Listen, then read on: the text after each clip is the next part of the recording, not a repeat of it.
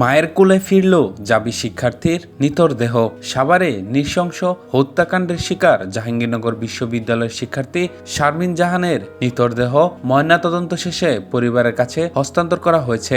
সোমবার দুপুরে রাজধানীর শহীদ সোহরাওয়ার্দী মেডিকেল কলেজ ও হাসপাতাল মর্গে ময়নাতদন্ত সম্পন্ন হয়। পরে তার নিথর দেহ নিয়ে গ্রামের বাড়ি চাঁদপুরের কচুয়া থানার তৈতুয়া মোল্লা বাড়ির উদ্দেশ্যে রওনা হন পরিবারের সদস্যরা। বেলা 1:45টার দিকে শারমিনের নিথর দেহবাহী অ্যাম্বুলেন্সটি বাড়িতে পৌঁছালে সেখানে বেদনাবিধর পরিবেশ সৃষ্টি হয়।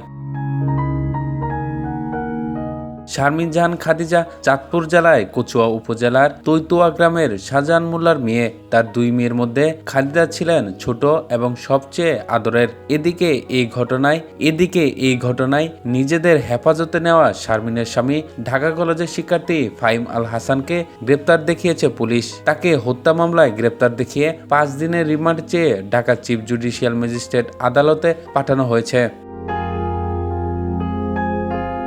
মামলার তদন্তকারী কর্মকর্তা সাভার জাতীয় স্মৃতিসৌধ পুলিশ ফাঁড়ির ইনচার্জ এসআই মোহাম্মদ শহীদুজ্জামান বলেন, পুলিশ হেফাজতে নেওয়া শারমিনের স্বামীকে হত্যা মামলায় সুনির্দিষ্ট আসামি করায় তাকে ওই মামলায় গ্রেপ্তার দেখানো হয়েছে। ঘটনাস্থল থেকে ফাহিম ও শারমিনের ব্যবহৃত মোবাইল ফোন, ল্যাপটপ জব্দ করা হয়েছে। আমরা আশেপাশের সিসিটিভির ফুটেজ সংগ্রহ করে তা বিশ্লেষণ করছি। এছাড়াও উভয়ের কল ডিটেল সহ সংগ্রহ করা হচ্ছে। পাশাপাশি police bureau of investigation PBI একটি টিম ক্রাইম সিন সংগ্রহ করেছে। আশা করি শিগগিরই এই ঘটনায় জট খুলবে। ঢাকা জেলার অতিরিক্ত পুলিশ সুপার আরাফাতুল ইসলাম বলেন, রোববার রাতে বিভিন্ন সময়ে ফাহিমকে জিজ্ঞাসাবাদ করা হয়েছে, কিন্তু সে বরাবরই নিজের জড়িত থাকার কথা এড়িয়ে গেছেন। নিবিড় তদন্ত চলছে।